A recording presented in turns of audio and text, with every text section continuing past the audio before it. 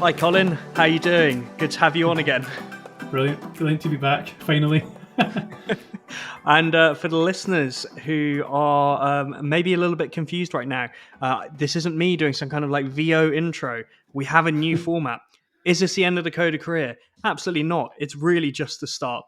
So this is a new format that we're bringing on as part of the Coder Career podcast, where me and Colin, who you may remember from a very successful episode a few episodes back, we're basically going to be talking about what really is a certain technology, because Colin is a lot more experienced than me, so it's really amazing to have someone with that kind of experience to come on to explain these concepts to people who, you know, are in that sort of 0 to 5 years of experience or even further along than that. So I'm really excited that we're working together, and it's not just in terms of the podcast, actually in terms of the organization, the Coder Career and everything we're building around that. I'm absolutely delighted and really excited to say that Colin is going to be joining up. So yeah, great to have you here both on the pod, and great to have you as part of the Coder Career journey.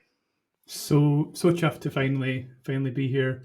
I was really excited when we spoke about like the coder career when we first met, and yeah, I'm just really pumped to like help you out and get going with this stuff. And I think there's just a really good opportunity just now in the market for people that have like came through boot camps and have like self-taught, or you know, are learning their coding career. You know, like exactly what you said with the coder career is this community around people that have 0 to 3 years experience, and that just completely vibes with me because I really want to help people at that level, and hopefully I can put my skills to use there. And I'm just really excited to co-host the podcast with you, Cameron. So thanks very much, buddy. It's great Yeah, to be absolutely. And I mean, I think if we're able to capitalize on half the ideas we had when we were 6 beers deep at that Mexican restaurant a few weeks ago, then I think I think things would go very well. Yeah, no, they had some good ideas, and the ideas keep flowing. So yeah, no, let's do this. Good stuff. Right, cool. Well, so today's episode, and I suppose really I'll let you more or less take the lead on this, because this is kind of your format going forward. We're going to be talking about what really is an application and what is OSS. So really, I mean, everyone's got a basic idea of what an application is. I assume so, because you fired up your podcast player here. So I would assume everyone knows, even if you've never written a line of code, you probably have a decent idea what an app or an application is. Why are we going to talk about this today, Colin? Don't you think this is a little bit basic? Like, this isn't the learn how to use technology podcast. This is the learn to code and get a job podcast. No, that's actually a really good point. I like the way you phrased that as well. No, you're right. Like, I think I've been teaching. I was teaching coding at Code Clan for 3 years, and before that, I was kind of getting into teaching code and learning how to code. And like I say to a lot of people, I describe myself as being somebody who's quite slow at learning. But the advantage there is that I can explain things really well, and I've managed to practice that. And one of the things I realized in that time teaching and doing a lot of learning myself is that having a really fundamental understanding of some concepts, like what really is the application, and what is it that when I'm building something, what is it that I'm really building? Like, for example, right? If I was to write an application that does podcasting software, it's just the first thing that came to mind. Do I have to write the code that like transfers the data between my computer and your computer? Or like, is there something that I can use that helps me with that?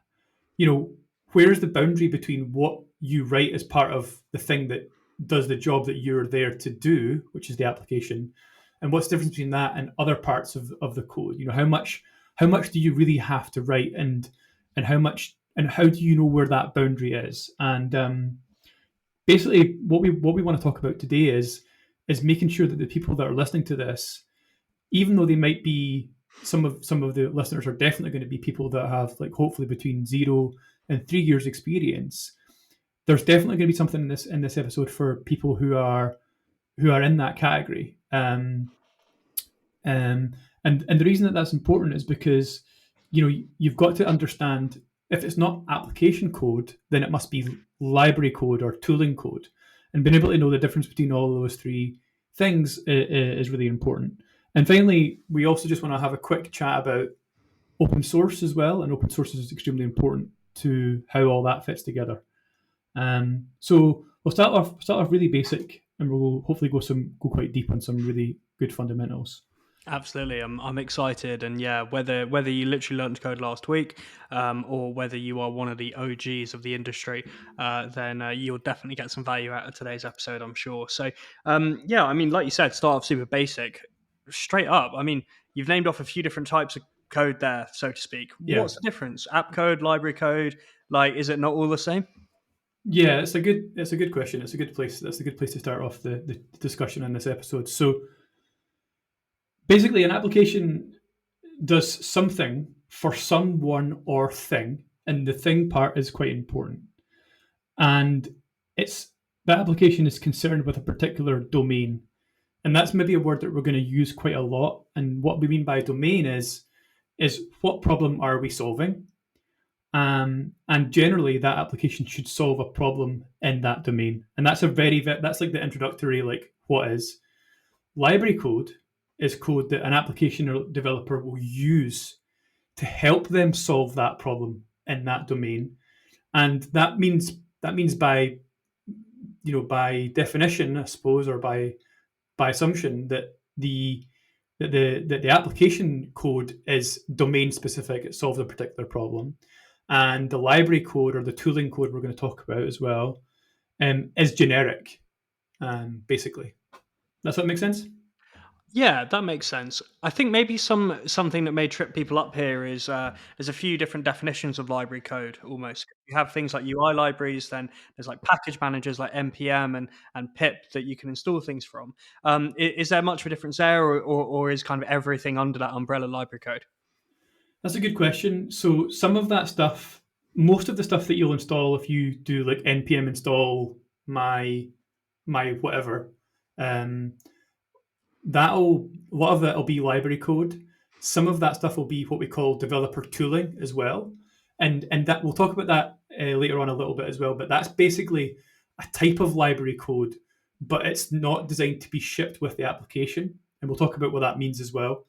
Um, but it is designed to make the developer experience like a lot better, to make it so that, for example, it becomes easier for me to build my application. Um, but that code that you're talking about doesn't always actually get shipped with the application. And we've got a few examples of that. Like, for example, if you install a library to like write tests, that library that you install to help write your tests, that doesn't get shipped with your application, but it is a developer tool that is usually open source and usually has to be installed through like something like pip, as you said, or npm or yarn or whatever it is that you're using. So that's brilliant. So really, if I'm an aspiring developer, I can just look up the npm registry, just find all the packages I need, and just bolt this code together. Right? I barely even need to write any code. Surely there's no disadvantages there.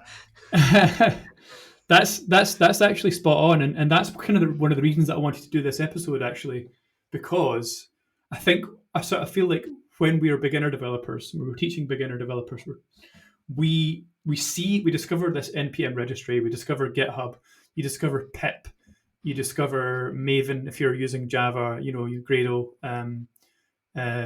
Cargo if you're using Rust. Like each of the big techs that people tend to use have this concept of a package manager. And I sort of feel that when people come across that, they go a bit mad. They go. It's almost like I've got a hammer and everything turns into a nail, and now I just want to npm install everything. I want to use all these libraries, and it's a great journey of discovery. But one of the reasons I want to talk about this on this episode is because I want people to have an appreciation of what it is they're actually installing, and have a think about where that boundary is between their application and the thing that they're building. And there's some really really interesting things we can talk about as part of that. Yeah, absolutely, and it's always worth considering as well that the library code that you install via a package manager, it's served from elsewhere and it can change. I mean, do you remember the Faker.js debacle, for example? Yeah, no, that's Yeah. it. That's a lot of there's a lot of weird stuff that can go on there. So, like I've seen so many people just install something and not really pay much attention as to what they're installing. So hopefully we can give a bit of underneath guidance on how to think about stuff like that. In fact, actually, a word of caution slash warning, and this story is quite funny, but I heard about this at a security meetup actually, and it really stuck Okay. with me about installing random npm packages.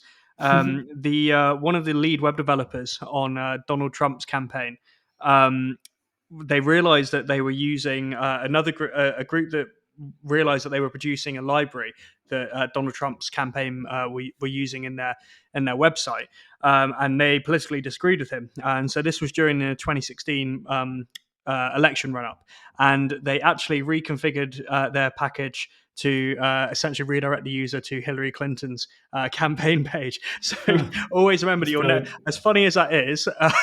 Always remember that you're never in charge of your of the code for sure. So that's definitely something people should consider, isn't it? Definitely. Yeah, definitely. I like that. I hadn't heard that story. That's absolutely brilliant. Yeah. Yeah, it's yeah, I very much enjoyed it when it happened. I gotta say. So is it not just like the app is the UI and then the library is underneath? Is it that simple, or does it go a bit more deep than that? Yeah, that's a good question. So, um, the let's take an example of like a native application. Let's say we're building something like a budgeting app. We've got code that deals with like the logic for the budgets. We've got to create views for the user interface, and if there's back end code that speaks to the database or other infrastructure, that's all application code. Um, the library code is the stuff that's used by the developer to do stuff like render stuff to the screen, render stuff to the UI, read and write to databases, make requests over the internet, and call out to APIs. So if you think about it, every app you build is gonna probably have some form of database at some point. It's going to want to do stuff over the web. It's going to want to make HTTP requests. It's going to want to render stuff to the screen. It's going to want to like put buttons up there, put input fields up there. And what we're really saying is that library code is stuff that lets you do stuff like that. I mean, that's a very basic example. You can get library code for all different types of applications, but library code is the part that lets you do stuff like that, but it's generic enough in a way that you don't install it, and it is the same for every application that you look at. Now, I know what you're going to say. There's some exceptions to that. If you've ever heard of things like Bootstrap, um, or any of these like UI libraries, they are a bit different in that they're designed to give you something that's opinionated and something that looks a particular way, but maybe has some options for like modification. But that's not the point. Generally, the point is that the library code is something that's generic enough to not be specific enough for your needs only. That wouldn't make sense. It wouldn't be very reusable if it was just um, for your code only. That Mhm. makes sense. It does, but here's my question, right? So when I'm writing code for my full stack web application, I'm making database calls. I'm like calling the APIs. I'm firing all this stuff up and down the stack. I'm looking at the network tab of my browser. I'm writing the code to make these calls, and it renders in the UI, right? So surely I'm the one controlling all this, or am I desperately wrong here? Have I been a stooge by asking this question? Yeah, yeah. I know you're playing the devil's advocate a little bit by asking that question, so thanks very much for that. I guess the point is this: when you write an application, you do need to deal with those things as a developer, right? I don't want anyone who's thinking about becoming a dev or somebody who's on their coding journey or at the beginning of their coder journey, or even if you are an engineer and you're at your first job and you're still picking up a lot of things, which obviously you will be for a good while, and even when you're 15 years in, trust me, you'll still be picking things up. Um, but when you write such an application, you do need to deal with those things, but you do not write the code that actually takes the data and renders it to the screen, or takes the data, for example, breaks it down into buffers and sends it over HTTP calls to be accessed over a network socket. And the thing I want to make sure is illuminated to people that are in all parts, like in all of their beginner stages of their careers, is that there's so much going on under the hood when you use a library, when you use another dependency, another piece of code that's not been written by you. There's so much like not magic, but it can seem like magic, happening under the seat, under the hood there, that you're not aware of. And in other words, like the application developer uses these things that someone else has written, to make it easier to do so that we don't need to deal with the low level tasks, um, and we can use the code that's been written and used a million times before, and it's been proven to work, and it's been proven to do a good job of that thing. Like take an example at the start of the podcast there, I said, if we're going to build a podcasting app that does over internet recording, do I want to write the code that takes the audio and then records that into like a buffer, an audio buffer, and then takes that chunk by chunk and sends it across the network? Or do I want to use a library that's going to help me do that? And apply that to every other problem, right? Like you don't, in some cases you might want to do that, but generally you don't. Um, I guess we need to talk about like this idea as well of of um, uh, of low level and high level. So I mentioned there a minute ago, um, that we don't need to deal with some of the lower level tasks a million times before. So low level is an important word to understand, if you're fairly new to all this stuff, and as is high level. And I remember meeting some people that thought that like high level was like that there was something to do with the complexity, and I suppose there is, but basically like it's a relative term to describe how close to the raw machine code or the bits and bytes, of the system, when we're writing code. So I know that you know this, but like just for the benefit of the listeners, when we deal with like bits and bytes, that's us dealing with low level code. And as I say, it's a relative term. So, for example, when we write code, the coding language that we use is written on top of a machine code level. Um, and that's for a reason. That's so that we don't need to deal with machine code. Humans aren't good at machine code. Um, we'll probably do a bit more chat about this in other podcasts, hopefully, but um, we don't want to have to deal with really horrible numbers and instructions like mov, and to move data from one register to another, or add data in two registers, which is actually quite straightforward. But Yeah, we certainly don't want to deal with that. Yeah, it's like if I'm a bricklayer, do I really want to sit and make each individual brick that's each it. time, or am I going to get my supplier to send me some bricks? Like I know what my boss would want, and I know what I would want, because I don't want to spend my time making bricks when I know my expertise is making sure the wall is constructed and it doesn't fall over. That is what I'm trying to do, right? It's specialization. Like it's the basic. It's the basis of labor economics, really, specialization applied to technology, which I think Definitely. is it's quite interesting. And I mean, obviously, it's a very important concept to understand. I mean, if we talk about abstraction, what would you say that is, and why is it an important concept for software engineers? Abstraction is just so important for software engineers because it's it's at the core of everything that we do. Ultimately, right? It's at the Mhm. core of of being able to take things and make them simpler. So, for example, right, you wouldn't you could, but you don't need to do this, but you wouldn't typically go to build like our podcasting application or like a money management application by writing a whole bunch of Rust code or C++ code or C code. If, for example, you set out to build a web app, um, and you also probably wouldn't do that if you wouldn't, as I said before, you wouldn't build the the code that handles like the data transfer between your voice and the microphone, and accept the data over the wire, and decode it into the file format.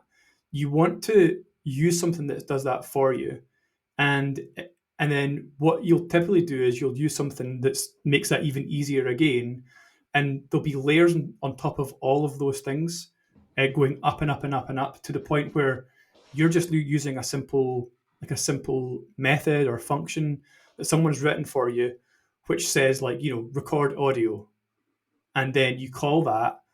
But actually, under the hood, what's happening is there's it's making a call down to what we call a system library, and then the system libraries happen somewhere in the operating system, and that call then calls down to something that's maybe written in even lower level language that you don't see, you don't even know exists. It maybe makes uh,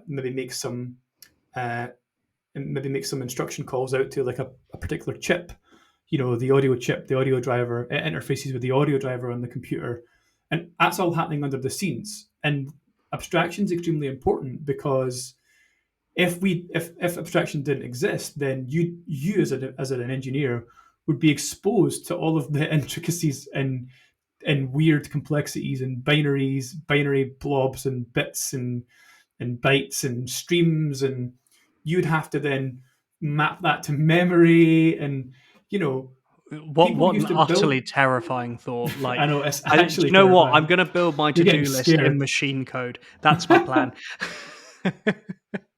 Yeah. We could build that. But as I say, connecting stuff over sockets, going all the way down there is it's just really tough, you know. Um, the point here is though, all of this is done for us. All of the code that handles all of the things from the really really low level, which is the bits and bytes, to the higher level library code. It's designed for one user. Okay, and this is one of the takeaways I want listener to have today, is that we've got library code that we can use there, but you need to think about who the user of that library code is. And actually, the user of the library code, and some people think there isn't a user, the user of the library code is you, the engineer, the developer. They're not end users. They're not people that are clicking on buttons and filling out forms, or you know, they're not playing video games. They're not like that. They're people. But they are users, and this has become very important in recent years, because developers can now consume products the same, not the same way, but like to a similar level that consumers consume products. There's developer specific products and developer tools, and all of that is what we describe as library code. So it's a And now really there's interesting there's a whole subject. world of dev relations, which is yet another really cool career path that you can go down, and that's a whole episode in of itself. And if people want to check one out, we had Scott Spence on the podcast a few months ago now, actually, and he Mm-hmm. works in dev relations. But that's because it's so important, because developers are users just as much as end clients are. Yeah, If you're running a big library, yeah. for sure. Um, I and I love that you brought that up there just now mhm. about the dev rel. That's something that I often forget about, and the dev rel stuff is really important because it shows you that, like, for example, there are so many libraries and there are so many things for you to understand as a developer, to the point of almost like, as an engineer, you're gonna have to at some point in your career make a decision whether you use MongoDB or you use DynamoDB. And this is something I had to decide Yeah, recently. this is something very close to home, isn't it? Yeah, it is. Yep. We had to do that recently for the coder career, and somebody's responsible in a weird way, like for helping you make a decision. And I know that sounds like a crazy thing, but there are people in companies who are often, as we'll talk about later on, perhaps, companies that have open source software, or they have even closed source software. They're relying on being able to sell and get developers to use even for free. It doesn't even have to be paid for software. that makes sense. So, would you say it's correct to say that library code doesn't have a user? Like the user of the library is of the code is you, the developer. Like, how does that all work? Yeah, That's a little bit that's confusing. that's basically it, right? That's you're 100%. The user of the library code is you, the developer, the engineer, the person uses that library code is you. Now you're 100% right on that. So we can now generalize that there are two kinds of developers from that, right? That there's developers that focus on um, application work, application engineers, and there's developers who build tools and libraries for other developers. And of course, don't get me wrong, there are still developers who do both. There's developers who make applications for end users to use and that solve a domain problem, but there are also developers who do both and work on libraries. Like for what it's worth, it's worth saying at this stage, library developers is a sort of generic term, but and you you won't hear you won't hear of jobs saying like looking for a library developer. You'll see jobs that are a bit more specific to the technical niche that library is required for. So you might see jobs like compiler developer or device driver developer, but we're really just using that term for the purposes of explaining to help their dear listener understand the difference between the application side and the library side to get it in their head. And application developers is fairly generic as well. You'll probably see like few to no jobs, with that name. But it's fair to assume that most development or software engineer jobs will be application developers. And this is a really important point that I want people to take away. You need to be aware of the stuff that goes on underneath your application and be able to know how to use it and import the correct library. But you also need to be aware that there's an engineer somewhere being paid to build the library that you are using. And in some cases, as we'll chat about in a wee while, some cases they're not being paid at all. They're doing it free open source. But yeah, library developer jobs are significantly smaller percentage of all of the engineering roles, because it's a very niche thing, but it's definitely worth knowing about. I actually used to be a library developer. I was a compiler engineer. The compiler is a tool that we use to convert code to like a lower level machine code that the chip can use. But we'll probably, hopefully, maybe do an episode on that sort of stuff to try and demystify some of that. I think the At listeners a will later date. literally hear it flying over my head. Give yourself more credit. That entire episode. So Well, that should be interesting. I think between us, we can maybe make a good job of breaking it down, though. Like, Yeah. Well, I'll literally be a complete beginner, so I think it will make for a good episode. So everyone will be in the same boat as me, but I'm excited to hear more about that for sure.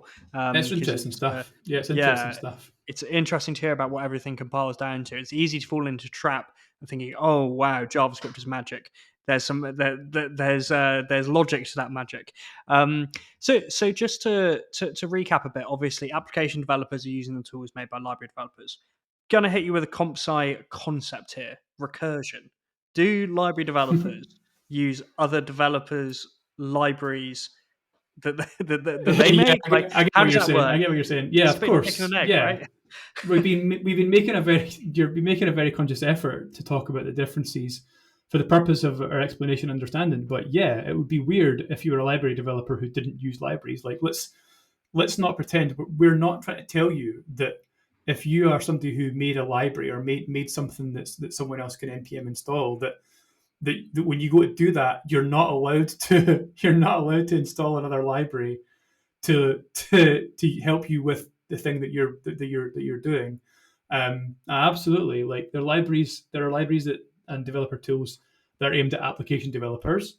And there are even things like, which we've not mentioned yet, like things like SDKs, they're source developer kits, which are like essentially like libraries on steroids that are like whole, like lots and lots of libraries all bundled into one to help people build stuff like iOS apps and Hmm. Android apps.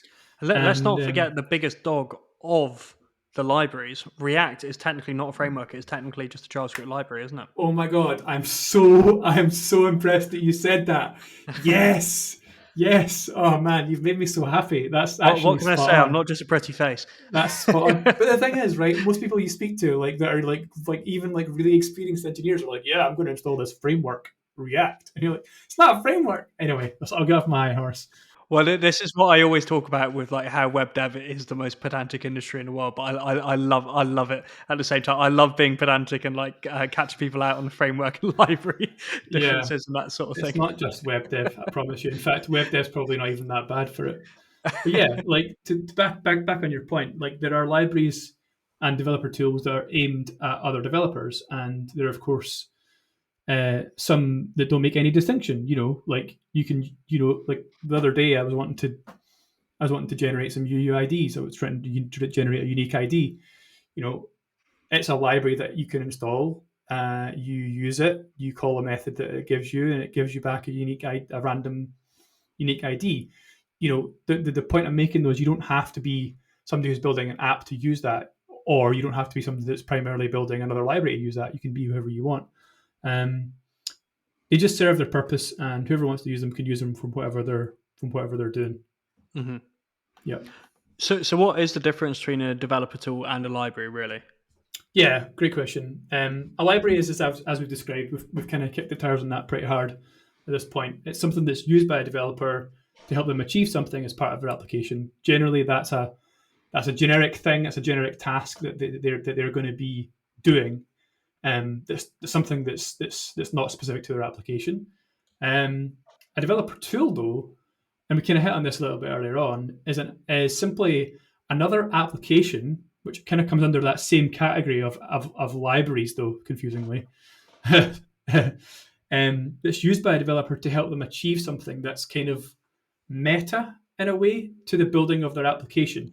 Okay, that might be confusing, so better with an example. Okay, so let's say a library is an example of library. We've got React. Stick with the JS theme since we started with that. You've got React. You've got Redux. You've got Express. These are all libraries, you know. And a dev tool though on the JS side would be Webpack.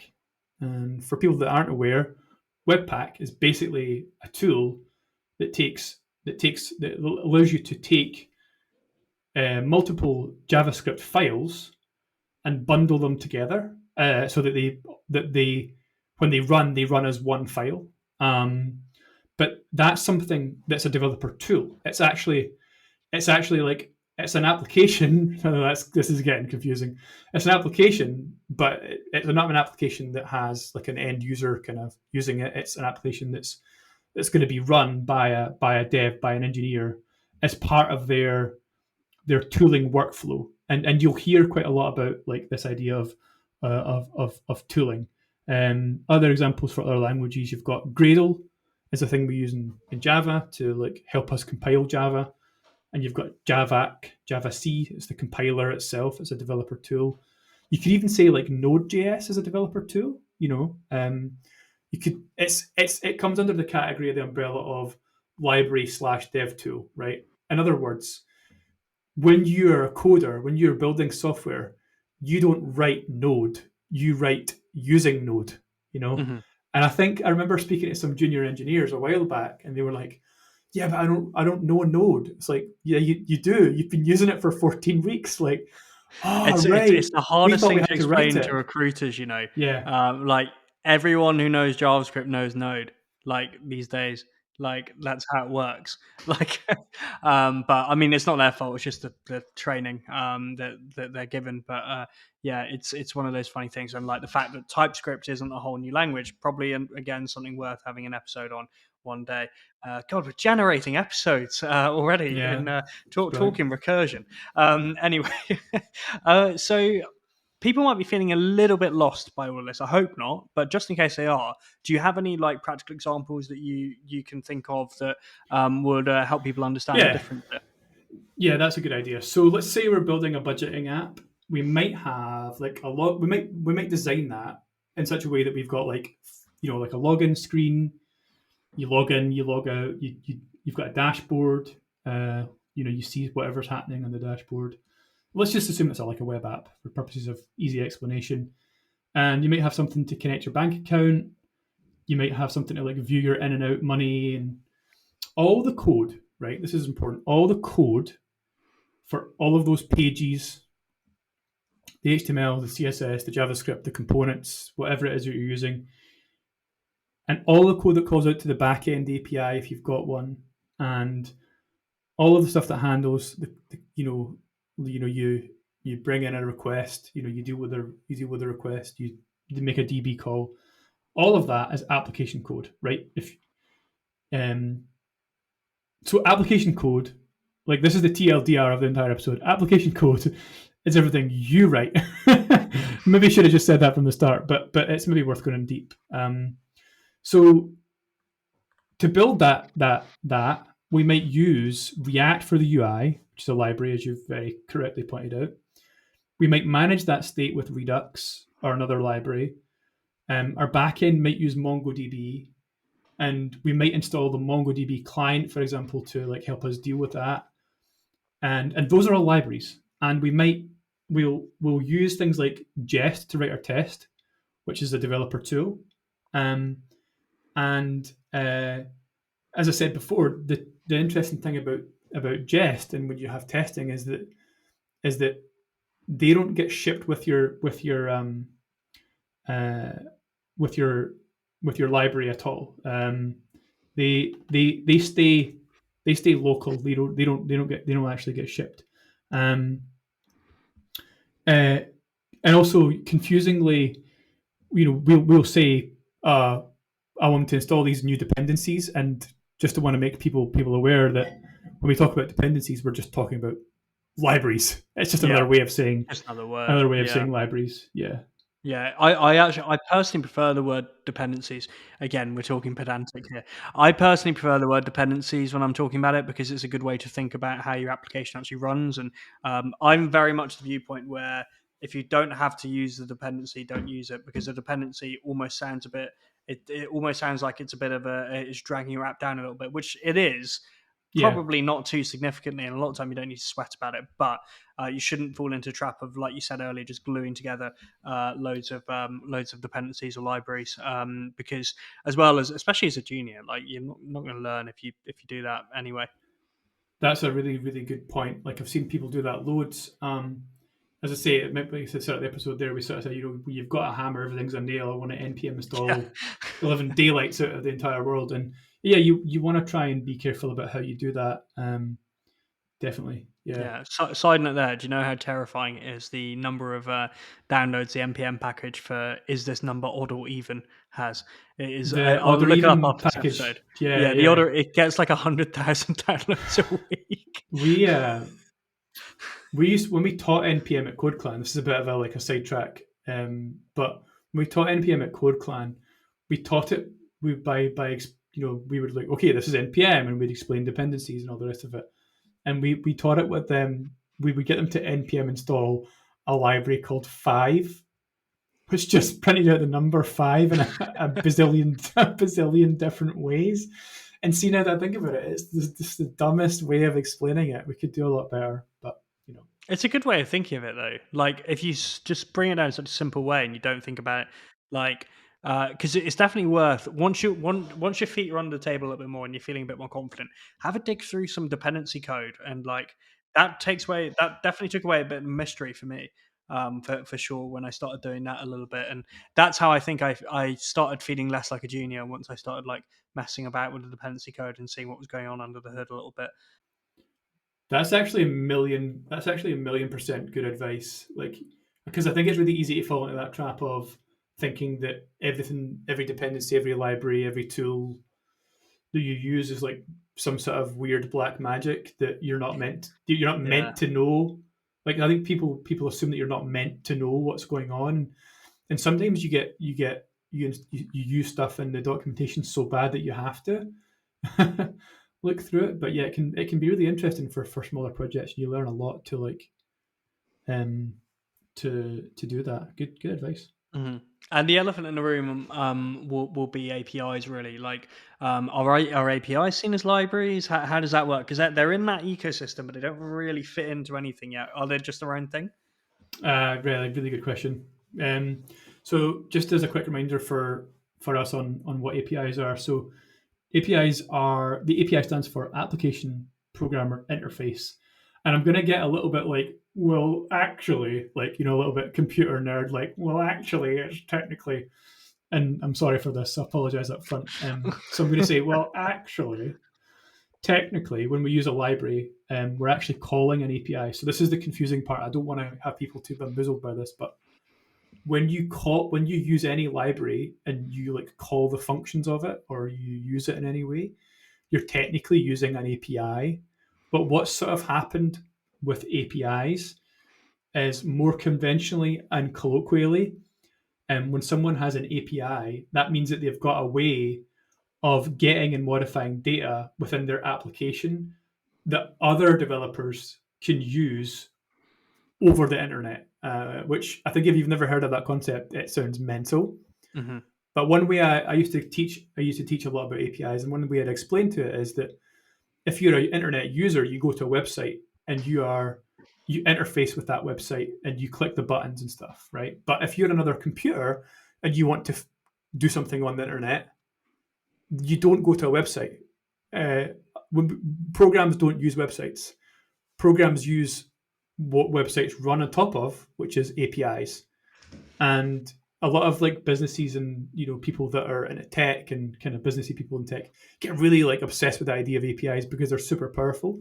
And all it is this idea that you write some code which connects into a remote server, usually over HTTP, gets some data, maybe sets some data and does like a data exchange. And it's a way primarily of you remotely controlling another system from your application, or remotely getting data from another system from your application, or remotely setting data in another application.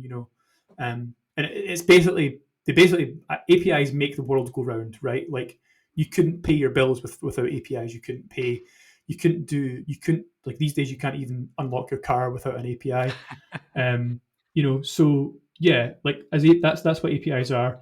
And the confusing thing, as I said before, is that weirdly, when you call any library, you're using its API. But as I said, colloquially, people really refer to that as being they really by default mean an HTTP API rather than just a generic API.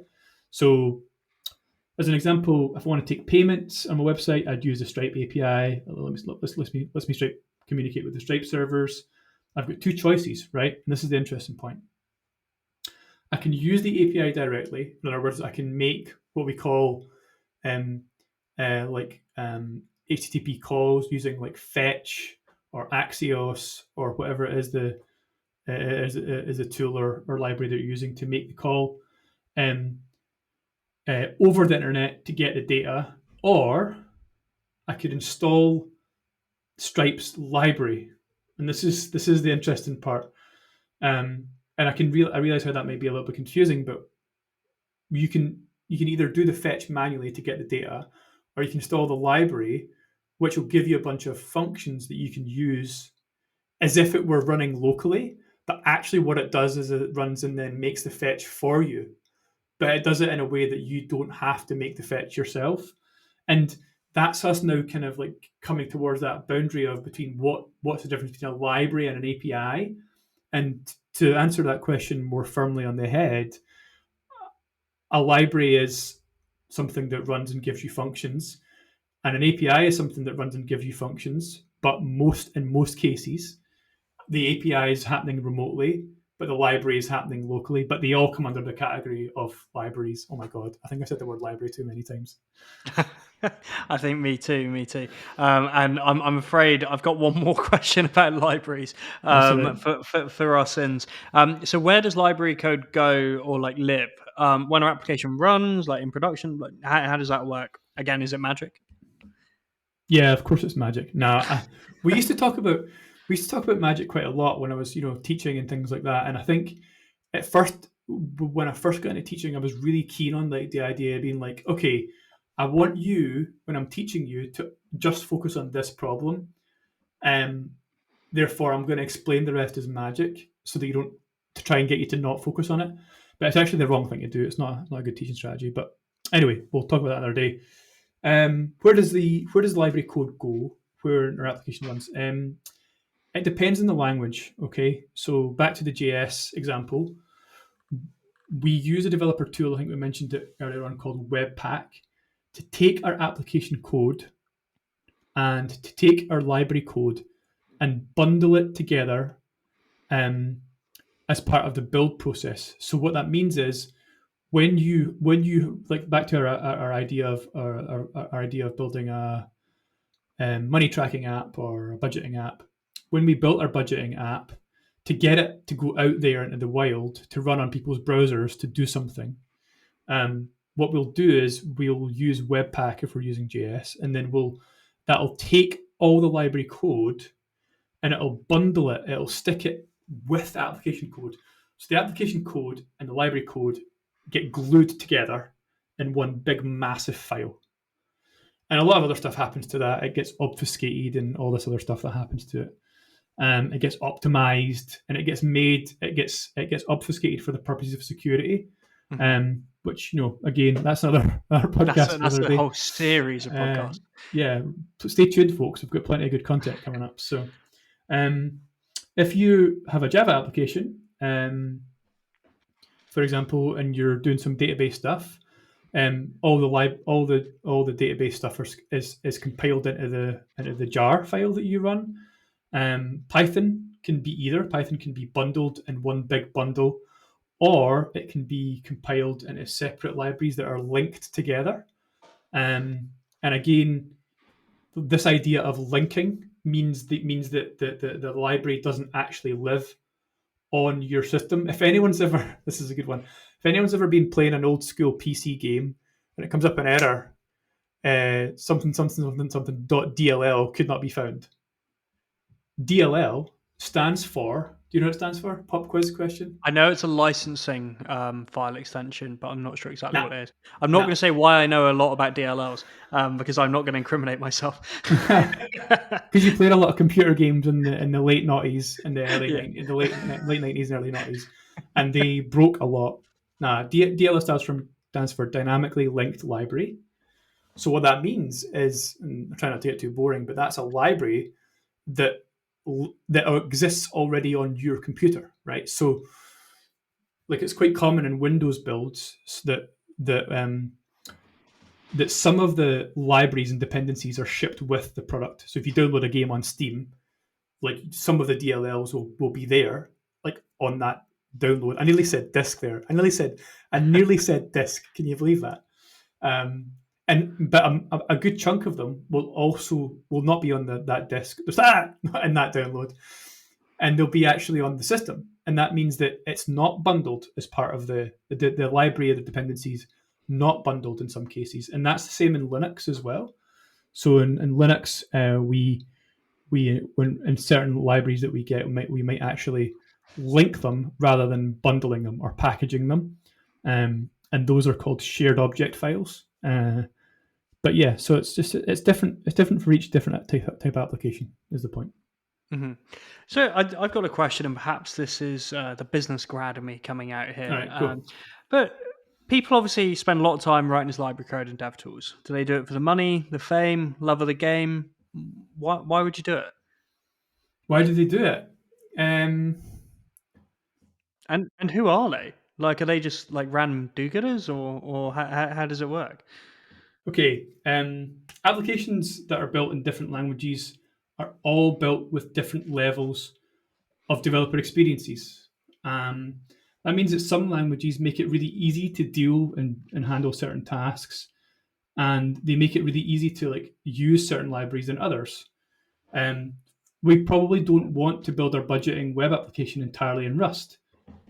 We could, but even though it's possible, we could, as an exercise, perhaps, to learn Rust.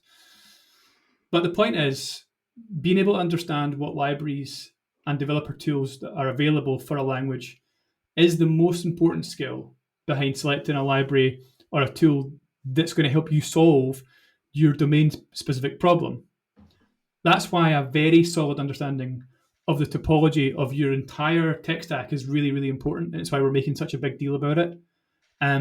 And this is something that I found that even some very experienced developers haven't yet mastered.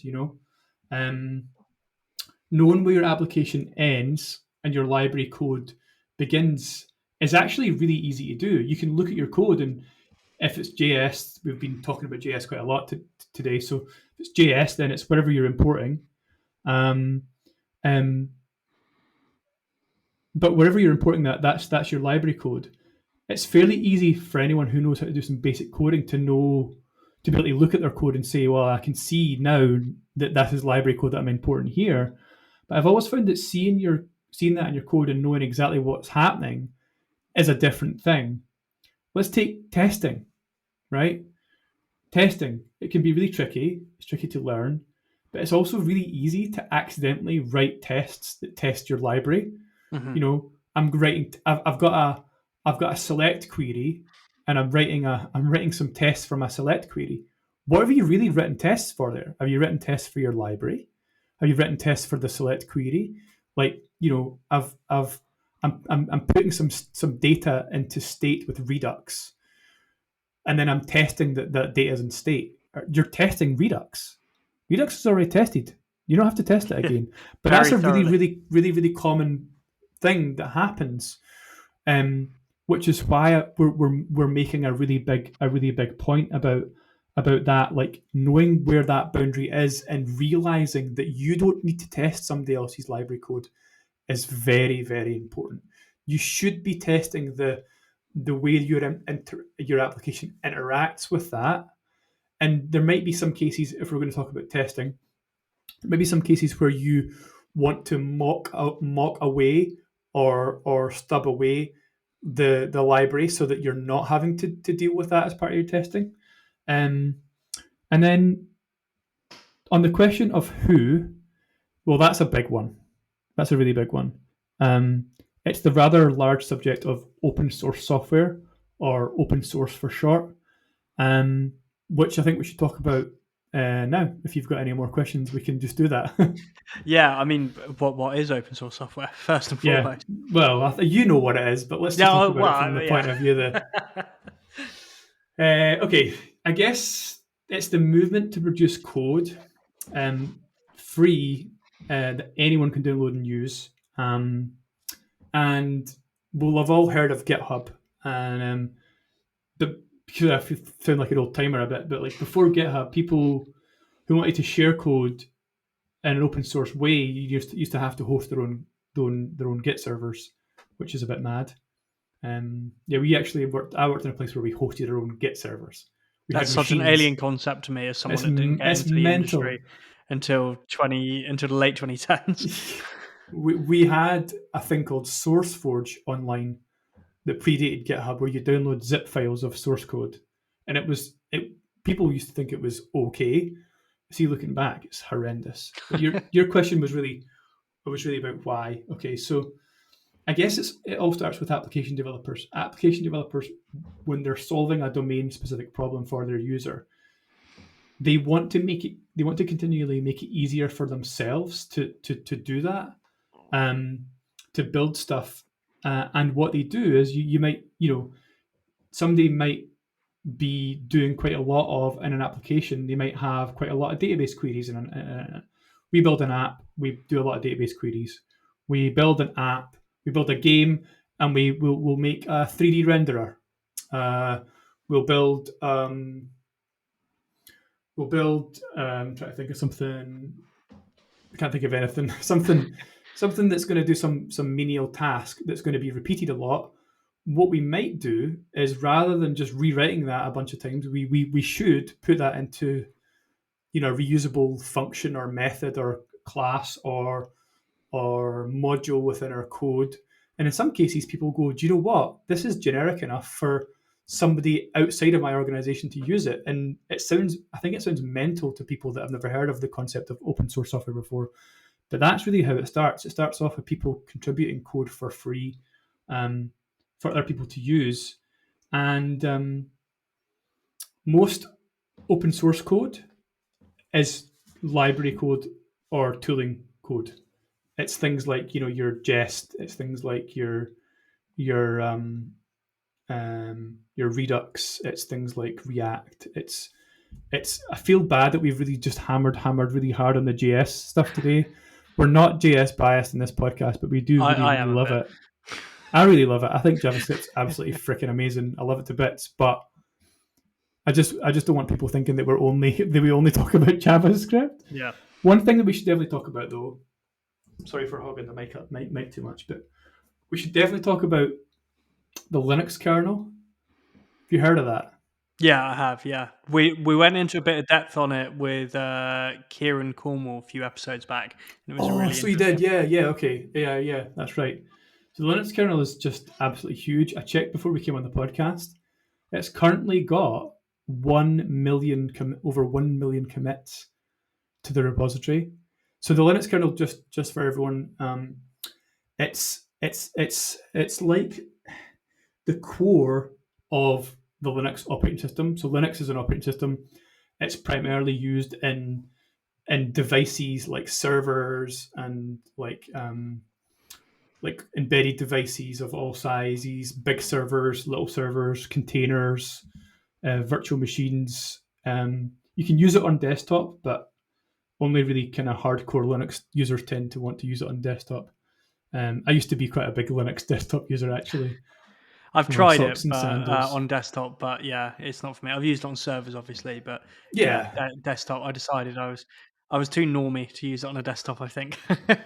yeah. I think I went the same route and really enjoyed it for a while, but I sort of found that it was a bit like whack a mole. You'd install Linux on your machine, and you could either have working internet or working CD-ROM drive, but not both. Never both. Yeah, it is. It is just whack a mole.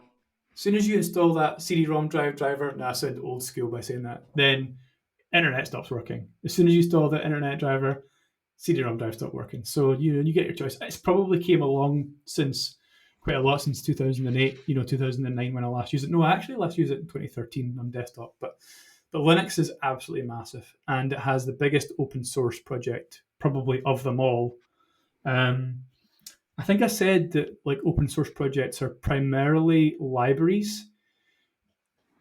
That's true for the most part. There are some applications, user facing applications that are open source. There's WordPress, there's Blender, LibreOffice.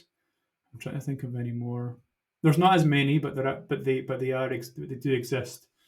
Do you know what, actually, just to interject, Colin, as well, something I wanted to say. We've been talking about contributing to open source code, commits. Hmm. For people that are really like inexperienced and a bit nervous to do that, you don't actually have Yeah, to contribute to open source. It doesn't have to be code. My first that's contribution true. to open source was fixing a spelling mistake on the React Hook form website. Like, it can happen. Do you know what is really helpful? Apparently, I'm a bit useless. I only speak English, but the if you speak another language and you can translate documentation into another language, that is really helpful, and people love that. So that kind of thing is just great, and if you can get stuck into that, and it's the sort of thing that really makes you stand out as a junior on your CV if you helped contribute to documentation and that kind of thing, because as well as just showing you care about the ecosystem, secondly as well, it shows that you know how to properly like raise a PR, like make commits, like branch off, make forks of a repo. It sounds silly almost me explaining it to that level, but like a junior being really good at source control is actually so useful on the team because it prevents catastrophe. I had never thought of that. That's absolutely brilliant. Like I never thought that. Yeah, it's a great idea. If you're like bilingual or whatever, you could just make some really great contributions by translating stuff. Brilliant. Yeah. Yeah. Then you get your stars as well. Um, and then you've got like, so the kernel's big. Other big ones. Oh, there's some really big ones. One that I used to work on was LLVM, low level virtual machine. Um, LLVM's a bit weird in that it's the compiler that's used by nearly everything. It used to be a compiler called GCC that was used by everything, but LLVM is now the compiler that's used by everything, and that's the bit that takes your code and turns it into machine code. So it's kind of mental actually, but LLVM is in some cases on every mobile phone and iPhone and Android phone in the world. like I think from memory. So that kind of means that if you've contributed to LLVM in some way, that you probably have your code in every device on the planet. It's And pretty it's not pretty just crazy thought. it's not just LLVM. Like Android, the Android operating system is open source. AOSP, the Android open source project. Yeah, Mm, that's you can contribute to that. It's and then the crazy thing is if your dependency, if your library gets used in a big it gets installed in another big open source project, then it kind of like shoots to fame or whatever. It gets used a lot. So there's a kind of quite a lot going on there. mm. um And there's obviously a relationship between corporations yeah, and open source software, and the highs of which are stuff like Facebook really yeah, backing React and making that yeah. an amazing ecosystem. The lows of which ended up a complicated situation. Ended up with the founder and creator of Linux shouting "NVIDIA you" on stage at a live event, which I can't remember the details, but obviously there's highs and lows there. So can you explain the corporate relationships and how OSS makes money? Yeah, that's a good point. So, um, yeah, so I guess it's just really worth pointing out that like a lot of open source projects, the big ones in particularly, are actually backed by profit making companies. There's a reason for that. Basically, if you are a big massive company and you are using a lot of open source stuff, um, it's in your interest. Believe it or not, it helps your organization to open source projects. It sounds mental, but actually, a lot of companies are so big, like take Facebook, that it's easier for them to put something out in the public and have it go round the public, and then also be used at other points in within Facebook, um, to get contributions. Contributions are a massive thing in the open source community. That is when someone takes an interest in your tool, your library, and they download it and they make a change and then they contribute that back. That's the driver of the open source community, and companies want to help with that. And it tends to be the bigger companies. Bigger companies want to do that. So you've got React backed by Facebook, Rust's backed by Mozilla, uh, Spring by VMware, used to be Pivotal, and there's so many companies that back them. And by I say back them, what that means is they hire devs to basically they pay them to work on those open source projects, which is a bit crazy. So if you're really keen, if as you get more experience as a developer, you discover that you really love some library, you know, you could, feasibly work on that and then get a job to work at like a really big firm.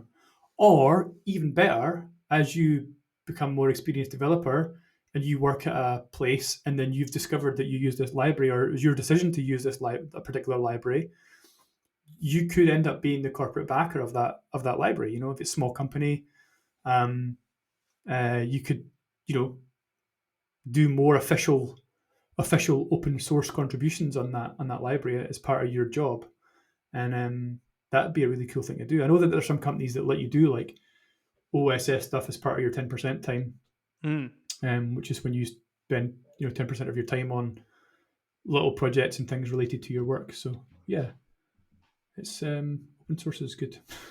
Needless to Yeah, say. absolutely. And yeah, I think this is a really interesting topic, and I think I'm somewhat being forced to get to bring this podcast towards the end because my kitten is being an absolute madman. I think he wants his dinner. Totally So adorable though. yeah, he's great. It's a shame it's not a video podcast because the listeners would have been treated to Earl jumping on my head and then jumping on my shoulder and then falling off my back. And yeah, I'm quite pleased myself that I managed to contain my yelp when he scratched my back while trying not to fall off. But anyway, this has been a cat talk aside. This has been a really exciting first episode to record, and I'm just so excited for the amount of topics that we can discuss next. And it's great to as well have a technical aspect to Yeah. the podcast as well as our careers talks as well. So, if people want to hear more from us, all our links are in the description. And if you're new, please do stick around for both this and also our careers podcast as well. There's so much going on with Coder Career. And Colin, just once again, I'm so excited that you are coming aboard. Obviously, the news isn't new to us, but it's new No. to the public. And I'm Yep. so excited for what we're building here. And yeah, can't wait for the next one. Agreed. Join the Discord. We should get a Discord link on the website. I've just realised. And there's a Discord link on the link tree that'll be in the description. We'll pop one on the website as well. Brilliant. And I put up pictures of the cat on Discord sometimes, so that's a member only treat. There's a motivation for you to join and join our little community and ask questions. And if you've got suggestions for episode topics, particularly on the technical side, be great to hear them. Happy to. Absolutely, and you could even ask them on the show, because we do have a call-in feature now, which is asynchronous, so you can just leave it as a voicemail. But yeah, that would be awesome. But yeah, thanks again, Colin, and thank you, dear listener, for tuning in for another episode of the Coder Career. We're now back onto our weekly schedule, which is super exciting. And thanks again for listening, and have a great week.